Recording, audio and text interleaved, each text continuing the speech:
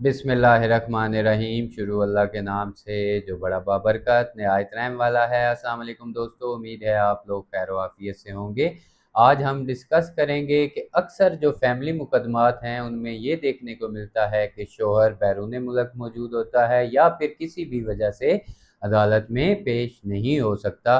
तो उस सूरत में वो अपने किसी भाई, दोस्त या फिर वालिद को अपना स्पेशल पावर ऑफ अटार्नी या यानी कि मुख्तार ख़ास मुकर्रर कर देता है, जो अदालत में उस शोहर के केस की नुमाइंदगी करता है। लेकिन फ़र्ज़ करें कि अदालत शोहर के ख़िलाफ़ बच्चों और बीवी के नानो नफ़का यानी कि ख़र्चे का केस डिग्री कर देती है और ये हुक्म जारी करती है कि शोहर ख़र्चा अदा करे, लेकिन शोहर वो रकम अदा नहीं करता। तो क्या अदालत वो ख़र्चा शोहर के जो मुख्तार ख़ास है उसकी जेब या जायदाद से वसूल कर सकती है, और क्या रकम अदा ना करने पर शोहर की जगह उसके जो मुख्तार ख़ास है उसको जेल भेजा जा सकता है। लाहौर हाई कोर्ट ने अपनी एक रिपोर्टेड जजमेंट 2025 YLR पेज 1768 में इस अहम सवाल पर एक तारीखी कानूनी असूल वाज़े कर दिया है। तो आज की इस वीडियो में हम इसी कानूनी नुक्ते को डिस्कस करेंगे। तो मेरी आप लोगों से ये गुजारिश होगी कि वीडियो को आखिर तक ज़रूर देखिएगा। इस कानूनी असूल को समझने के लिए हमें सबसे पहले दो इस्तिलाहात को समझना होगा। सबसे पहली इस्तिलाह है जजमेंट डेटर की। ये वो शख्स होता है जिसके खिलाफ अदालत ने हतमी डिग्री या फिर नानो नफ़के की अदायगी का हुक्म जारी किया होता है। फैमिली मुकदमात में ये असल जिम्मेदारी शोहर पर आयद होती है, जबकि दूसरी इस्तिलाह है स्पेशल पावर ऑफ अटार्नी यानी कि मुख्तार ख़ास की। ये सिर्फ एक नुमाइंदा होता है जो प्रिंसिपल यानी कि शोहर की तरफ से अदालत में पेश होने और मुकदमा लड़ने के मखसूस इख्तियारात का हामिल शख्स होता है। कानून का बुनियादी नुक्ता ये है कि सिर्फ पावर ऑफ अटार्नी साइन कर देने से या फिर शोहर का जो नुमाइंदा बनकर अदालत में खड़े हो जाने से शोहर की माली और जो ज़ाती जिम्मेदारी होती है वो खुद ब खुद मुख्तार ख़ास के ज़िम्मे मुंतकिल नहीं हो जाती। जब अदालत खर्चे का हुक्म जारी करती है और शोहर उस हुक्म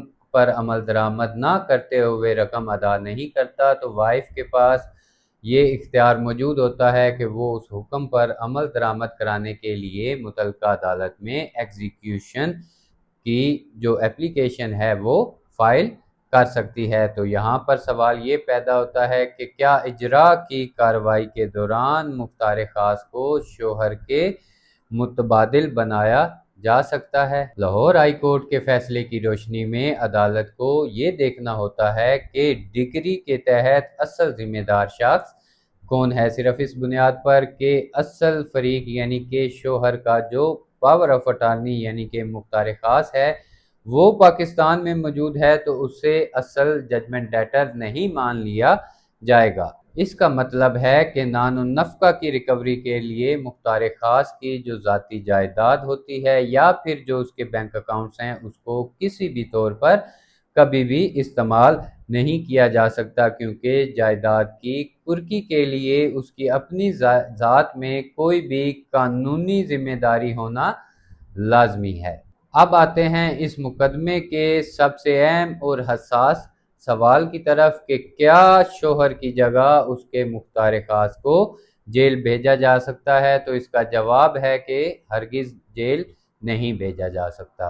अदालत किसी भी शख्स को कैद या सख्त कानूनी कार्रवाई का निशाना सिर्फ इस सूरत में बना सकती है जब वो खुद अदालती हुक्म के तहत असल जिम्मेदार हो। मुख्तार ख़ास चूँकि सिर्फ नुमाइंदगी कर रहा होता है और असल में डिग्री उसके खिलाफ नहीं होती, तो इसलिए शोहर के खर्चा अदा ना करने की सज़ा जो है वो मुख्तार ख़ास को कभी भी नहीं दी जा सकती और ना ही उसे शोहर की जगह जेल भेजा जा सकता है। अदालत के सामने बुनियादी असूल ये है कि कानूनी नुमाइंदगी यानी कि रिप्रेजेंटेशन अपनी जगह होती है और असल जिम्मेदारी जो है, जो कि माली जिम्मेदारी होती है, फाइनेंशियल लाइबिलिटी होती है, वो अपनी जगह पर मौजूद होती है। ताहम यहाँ पर एक अहम कानूनी इस्तिस्ना और एहतियात को समझना भी आप लोगों के लिए लाजमी है। اس عدالتی فیصلے کا ہرگز یہ مطلب نہیں ہے کہ مختار خاص کے خلاف کسی بھی صورت میں کوئی بھی کارروائی نہیں ہو سکتی۔ اگر مختار خاص نے اپنی ذات میں کوئی الگ ذمہ داری قبول کی ہو، مثلاً اس نے عدالت میں خود ذاتی ضمانت یعنی کہ پرسنل گارنٹی دے دی ہو، یا شوہر کی طرف سے رقم کی ادائیگی کا حلف نامہ یا پھر اقرار نامہ عدالت میں جمع کروایا ہو، تو ایسی صورت میں اس کی اپنی ذات کی حد تک قانونی کارروائی کا راستہ بھی کھل سکتا ہے، لیکن صرف اور صرف پاور آف اٹارنی کا حامل ہونے کی بنیاد پر اس پر شوہر کی جو مالی ذمہ داری ہے وہ اس کا بوجھ عائد کبھی بھی نہیں کیا جا سکتا۔